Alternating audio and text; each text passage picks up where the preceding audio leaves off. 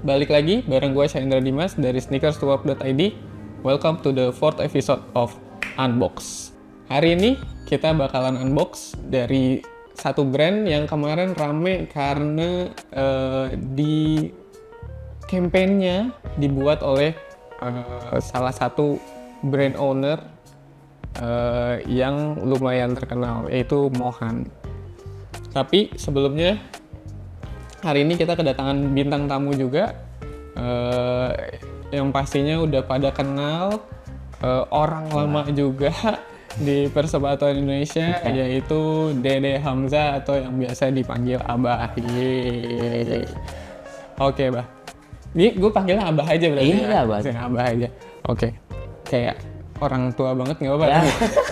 Oke, Bah, kan lu nih sneaker enthusiast lah ya, sneaker enthusiast, terus akhirnya masuk ke IST gitu, jadi tahu banget lah dengan sneaker culture di Indonesia.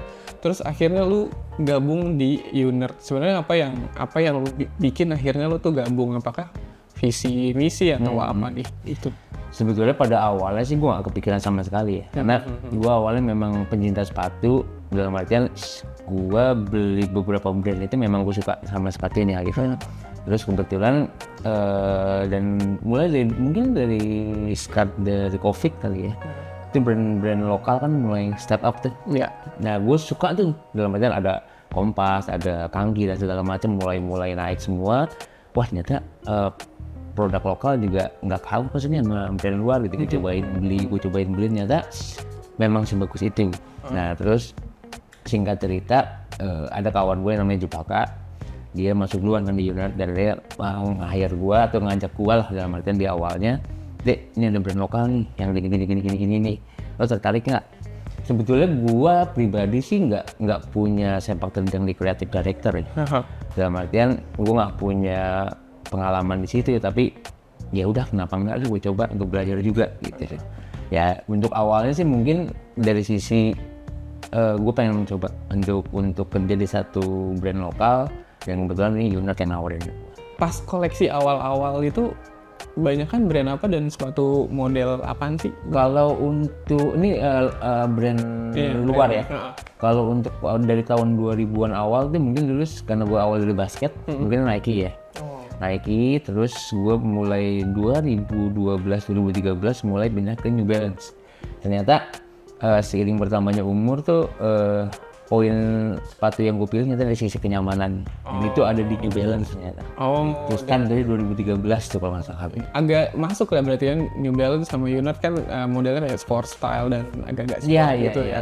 Gitu. Nah sebenarnya berarti kan lu di Unert nih as a creative director ya. Nah gue sendiri kan memang footwear developer lah. Jadi sebenarnya kayak footwear developer kan bagian kecil dari sebuah perjalanan panjang dari mulai brief sampai akhirnya masuk box nih. Jadi gue agak missing link sebenarnya. Nah gue tuh pengen tahu nih sebenarnya proses kreatif nih dari satu brand, dari mulai mungkin kayak cuman ide sampai akhirnya diproduksi, itu kayak gimana sih? Kalau untuk creative director itu sebetulnya lebih ke menjaga DNA dari brand tersebut. Terus di dalam satu brand itu kan pasti ada tim kreatif, ada tim visual, ada tim R&D dan segala macam. Nah, gue tuh menjaga itu. Jadi dalam artian dari sisi kreatifnya, gue menjaga dari sisi visualnya, gue menjaga dari sisi desainnya dan segala macam. Jadi ketika ada desain apa, gue ngasih insight. Terus disitulah brainstorming terjadi. Dan di visual pun di situ juga harus satu line mungkin ya dengan campaign yang mau kita lakukan dengan produk yang mau kita bikin itu. Ini campaign-nya mau dikemanain, arah komunikasi ke marketnya dan segala macam. Termasuk ini nggak, nyobain sepatunya nggak? Karena gue awalnya berangkat dari suka sepatu, jadi memang yang namanya WordPress ini paling gue suka. Jadi gue ngedevelop yang namanya insole, gue ngedevelop yang namanya install, itu gue suka banget. Sebetulnya gue cocoknya di R&D, cuma karena dari Unert sendiri di sini gue dia sebagai creative director, jadi cocok lah nih ketika dia mau bikin satu produk untuk WordPress gue cobain. Ini setelah gue pakai sejam kaki gue pegel, ini setelah gue pakai 2 jam kaki gue pegel dan segala macam. Dan itu di kantor sendiri gue dikenal sebagai orang yang bawel banget. Karena ini nggak cocok nih kayak gitu-gitu loh. Karena sebelumnya mereka mungkin belum menghadapi orang yang kayak gue yang sembawel ini, karena mereka biasanya ini oke nih, ini bagus nih, kayak gitu-gitu ya gitulah. Kan kantor kita di Pasuruan nih, mungkin orang-orang Pasuruan juga baru menghadapi ini, ternyata ada orang sembawel ini dalam jadi mendevelop satu produk. Musuhnya ini dong, developer room. Nah, sebetulnya musuh nggak, cuma seru-seruan aja. Kan kita di situ kan brainstorm, kadang-kadang berantem, kadang-kadang tapi ketawa-tawa aja sebetulnya. Cuman ada juga sisi ketika kita mulai serius nih, ini nggak bisa begini nih, ini bisa, ini nggak bisa, kayak gitu-gitu lah. Jadi sehat sih. Sehat. Ya, unit oke lah. Maksudnya secara development standarnya udah oke lah. Maksudnya dengan Abah di dalam mungkin harusnya udah ya tadi suka New Balance, preferensinya banyak. Akhirnya unit bisa jadi kayak sekarang nih. Nah, balik lagi nih, Abah sebagai kreatif director. Kalau di Indonesia kan sebenarnya kreatif director tuh kayak apa ya? Kayak semacam gimmick gitu loh ya, gimmick. Terus ya kayak cuma nggak gimmick juga sih. Iya, mungkin karena di Indonesia nggak terlalu ngerti lah sebenarnya kreatif director ini penting kan. Cuman kayak ya banyak lah ada di luar sana yang kayak menyematkan kreatif director ke salah satu influencer atau artis biar ngangkat brandnya gitu. Padahal kan emang kreatif director tuh nyawa lah ya, nyawa atau untuk jadi satu brand tuh mukanya seperti apa kan? Menurut Abah nih, challenge terbesarnya sebagai kreatif director nih dari sebuah brand lokal di Indonesia tuh menurut Abah apa?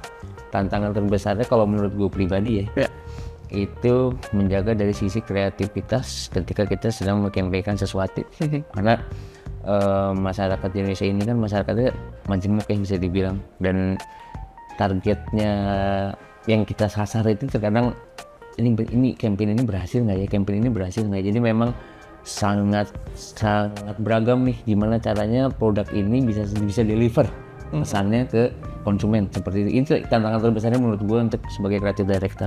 Kayaknya masyarakat sekarang atau ya konsumen kita sekarang yang which ya banyak Gen Z lah ya, mungkin Gen Z, milenial dikit, emang sukanya tuh campaign-campaign yang lebih apa ya, kayak lebih hype lah ya, lebih hype yang lebih kena secara emosional.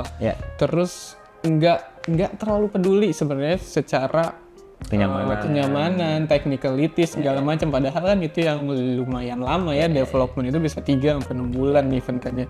Cuman ya mungkin kayak gitu ya, maksudnya mendeliver biar hype-nya dapet tapi nggak menghilangkan bahwa unit ini adalah bukan cuma tentang hype tapi tentang sepatu yang emang kalau dipakai ya lo bisa nyaman, proper dan kita deliver ya unit lah ya, unit deliver apa yang dijanjikan lah. Maksudnya kayak ada unit performance yang sebentar lagi bakal kita unbox nih gitu kan, ya dipakainya enak gitu, bukan cuma tentang fotonya bagus, videonya keren. Ada perspektif. Nah itu salah satu tantangan terbesarnya memang, karena dari unitnya sendiri kita nggak mau tiba-tiba campaign itu hype tapi nggak sesuai dengan produknya. Sebenarnya sih itu, karena jadi takutnya jadi backfire. Itu sih yang sangat kita jaga sebetulnya. Cuman gue pengennya dari campaign itu tetap terlihat keren dan bagus. Ya pasti. Itu aja. Oke. Sekarang nih Bah, kita ya udah pada tahu lah ya, mungkinnya kalau kita undangnya Abah berarti apa yang kita mau unbox kan udah pasti unit, dan yang pasti unit yang terbaru lah. Jadi kita hari ini punya unit performance which produknya adalah Fly Racer. Unit Fly Racer yang V2 ya? Bah, V2.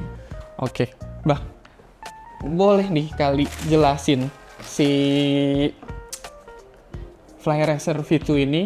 Bisa jelasin nggak proses kreatifnya, berapa lama, terus ada cerita-cerita di baliknya, ada yang lucu atau apa gitu Pak? Nah kalau untuk developnya ya, untuk si V2 ini sebetulnya memakan waktu kalau nggak salah waktu sekitar 5 bulan. 5 bulan, karena sebelum gue masuk sebetulnya ini mereka sudah R&D. Tapi ketika gue masuk, gue hanya menambahkan detail-detail kecil kayak insole dan density, midfold dan segala macam. Cuman karena memang marketnya unit itu adalah sebetulnya karyawan ya, yang UMR, gaji UMR dan segala macam. Jadi bukan untuk yang karyawan kelas atas atau profesional gitu, tapi lebih ke B- lah bisa dibilang. Ini yang gua pikirkan adalah gimana caranya sepatu dengan harga yang sangat affordable, tapi ketika dipakai bisa menyerupai brand-brand global. Itu yang ada di otak gue ketika waktu itu ini datang ke meja waktu itu. Jadi yang gue hajar pertama itu adalah dari sisi beratnya, dan itu cukup enteng. Jadi gue hajar dari entengnya karena ada perubahan material kan, itu untuk mengurangi berat sepatu dari yang V1 ke C2. Terus yang kedua density midsole. Ini juga gue develop lagi, terus sama insole yang paling banget berbeda dari V1 dan V2 itu insole-nya. Nah itu doang sih yang berubah dari V1 ke V2 dari Fly Racer gitu. Jadi ngincer kenyamanan buat para pekerja di luar untuk dipakai seharian lah ya gitu ya. Nih Mbak, kan gue tuh juga sama ya, maksudnya footwear developer juga. Dan yang paling ribet adalah gimana translate dari gambar ke produk jadi. Ngalamin nggak sih Mbak, maksudnya dari development, dari desain, punya gambar kayak gini, si developer keluarnya beda. Gitu. Nah itu sangat ngalamin, karena sebetulnya tim desain kita ada juga di pabrikan. Jadi bukan gue yang gambar dari sketch, bukan. Jadi mereka gambar, gue bisa bilang ini kurang ini. Jadi memang mereka kerja seperti itu. Ya udah sampling. Gitu. Jadi sampling itu kalau nggak salah variasinya sampai 2 kali. Sampling pertama di sini ada yang sini ketebelan, ada yang di sini ketipisan, kayak gitu. Sampling yang kedua udah mulai better, nah baru sampling ketiga. Nah itu makan waktu sekitar 5 bulan. 5 bulan nih sampai akhirnya start produksi itu ya. Produksi kebetulan karena kita pabrik sendiri, ada di Pasuruan. 1,5 bulan. 1,5 bulan. Berarti dari brief sampai ke box 6,5 bulan ya baru bisa jualan ya. Lumayan lama ya. Oke, Mbak. Tadi kan udah jelasin yang mendasar dari outsole dan insole ya. Uppernya juga ada perubahan kan ya? Ada, dari sisi logo yang kita perkecil, jadi nggak terlalu loud kayak yang V1. Terus sama penggunaan mesh-nya ini, karena kita kan udah ada teknologi baru namanya U-mesh di sini. Jadi memang sirkulasi udaranya biar lebih maksimal, jadi nggak panas ketika dipakai. Karena jujur ya, para karyawan itu biasanya sangat sangat bawel bisa dibilang. Ketika sepatu lu keras, sepatu lu apa, nah itu yang gue jaga. Jadi sebelum ini launching pun kita pakai dulu. Ternyata gue pakai 1 jam, 2 jam, 3 jam, kelapa kaki dan kaki kita nggak pegel sih. Itu intinya. Udah divalidasi belum? Maksudnya dari konsumen ini udah ada feedback belum sih? Ada 1-2 orang. Udah 1-2 orang. So far aman? So far aman. Karena gue ngejar entengnya kemarin. Jadi entengnya udah cukup aman, sangat aman sih menurut gue. Ya kita tahu ini kan yang ngerjain Mohel nih sebagai eksekusi campaign-nya kemarin nih. Apa yang dicari dari seorang Mohan sih? Oh gitu. Kenapa Mohan gitu intinya sih? Sebetulnya sebelum ada ini pun gue emang udah kenal sama Mohan. Udah tahu tank somnya, gue udah pernah ke kantornya juga.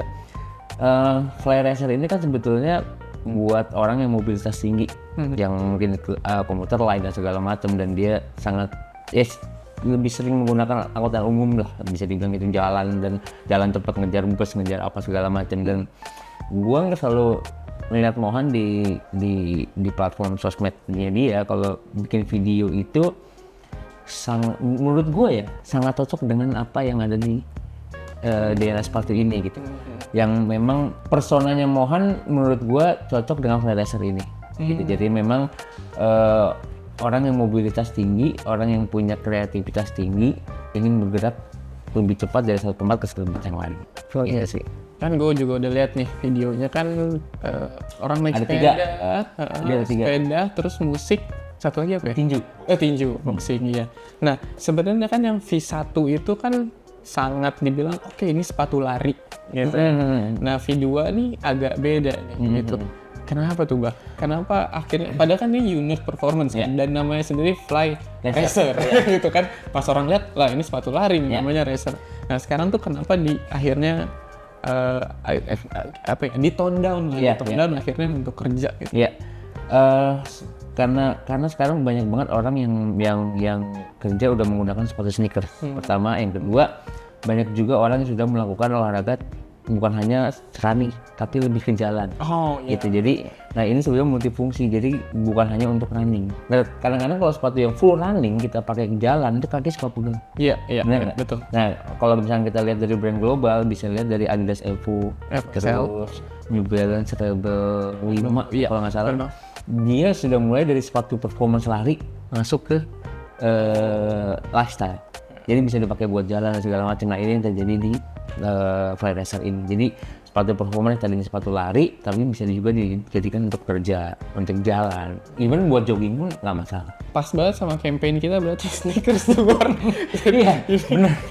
Pas banget. Jadi memang ini sebenarnya target marketnya untuk orang yang kerja. Tapi ketika pulang kerja lo pengen jogging, lo nggak harus ganti sepatu. Ganti sepatu. Bisa langsung ganti celana aja. Makanya dari sisi desain ini, gue bikin minimalis. Jadi supaya ketika orang pakai kerja, nggak terlalu performance banget. Kan orang kerja juga pengennya lebih clean ya. Iya. Secara sepatunya. Ini pertanyaan terakhir nih, Bang. Kita tahu nih, lagi rame terakhir nih Pak Prabowo bikin kebijakan bahwa tax import ke Indonesia dijadiin 0 nih dari US. Sedangkan ya kita tahu lah, maksudnya brand-brand akhirnya makin gampang lah, walaupun sebenarnya kita dari sisi konsumen jadi sebenarnya seneng karena barang harus tambah murah nih sekarang. iPhone sih harus tambah murah. Cuman kan untuk brand lokal akhirnya, musuhnya emang dari 0% deh? 0. Oh iya? 0%. Gitu. Jadi, nah untuk brand lokal nih agak menakutkan kan? Karena akhirnya ya semua brand mulai dari yang gede kayak Nike, Adidas, sampai yang kecil kita nggak tahu deh, yang brand-brand di Walmart nih udah bisa masuk nih. Nah, ada nggak sih strateginya Unert nih buat lawan brand global di luar inilah, di luar tentang technical lah, karena ya kita tahu pabriknya Unert juga mengerjakan brand global, jadi secara quality udah pasti dapat. Tapi kalau secara kreatif atau secara community building, anything itu ada nggak strateginya Unert? Kalau untuk strategi jelas kita akan masuk ke komunitas-komunitas supaya lebih, sebetulnya Unert ini kan besar di online, dia belum besar di komunitas. Jadi memang penjual online sangat bagus. Terus kita belum, selama 2025 ini memang kita mulai masuk ke komunitas-komunitas supaya orang aware dengan brand Unert ini. Itu yang pertama. Yang kedua, price point yang pasti yang harus gue jaga. Karena bagaimanapun juga orang Indonesia suka dengan yang kata-kata murah atau diskon. Nah, makanya gimana caranya membuat satu produk dengan harga yang sangat affordable, tapi kualitasnya nggak kalah dengan brand global. Nah, itu yang sebetulnya DNA-nya Unert tuh di situ. Kalau ngomongin price, iya Indonesia emang price sensitif ya. Tapi apakah bisa bisa sustain gitu? Karena gue jujur-jujuran maksudnya kayak gue kenal ada beberapa brand yang emang jualnya murah. Made in Indonesia jualnya murah. Dia akhirnya ya dijual di Shopee, di e-commerce itu dia secara quantity besar, tapi marginnya sangat-sangat kecil, dan akhirnya sekarang kan e-commerce dari potongannya segala macam gede banget nih. Nah, itu berarti secara bisnisnya nggak sehat, bukan secara brandnya nggak sehat. Jadi terkadang ada juga brand yang secara produk bagus segala macam, tapi bisnisnya nggak sehat ya nggak akan lama juga. Jadi memang, nah itulah kenapa ada Jupaka. Nah itu, jadi di Unert itu ada Jupaka, itu yang menjaga bisnis model. Kalau gue urusannya ke sini aja. Kreatif ya. Kalau bisnis kita serahkan ke Jupaka aja. Makanya gue sering berantem sama dia. Ini nggak bisa nih harga segini, nggak bisa nih harga segini, karena bagaimanapun juga gue berangkat dari penyuka brand global. Ketika mendevelop satu produk, gue pengennya ini pakai material apa, ini material apa. Cuman begitu jadi satu sepatu, HPP-nya buang. Jadi orang bisnis nggak bisa anjing. Ini lo nggak bisa jualan di sini gitu. Kayak gitu loh. Iya.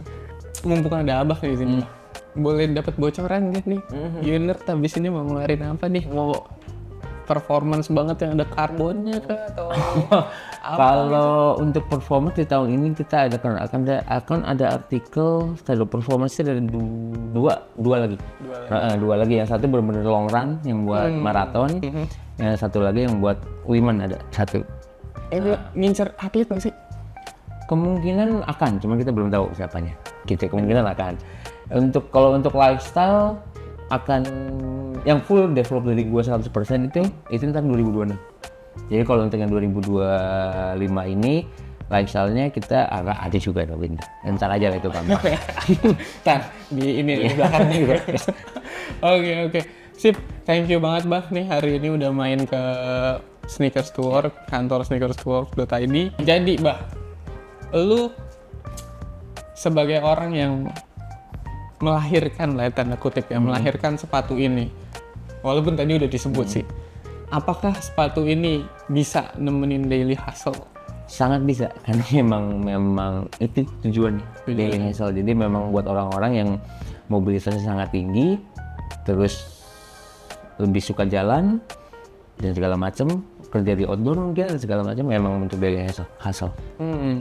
Sekali lagi Abah, thank you. Sama-sama. Dan sampai ketemu lagi di next episode of Unbox.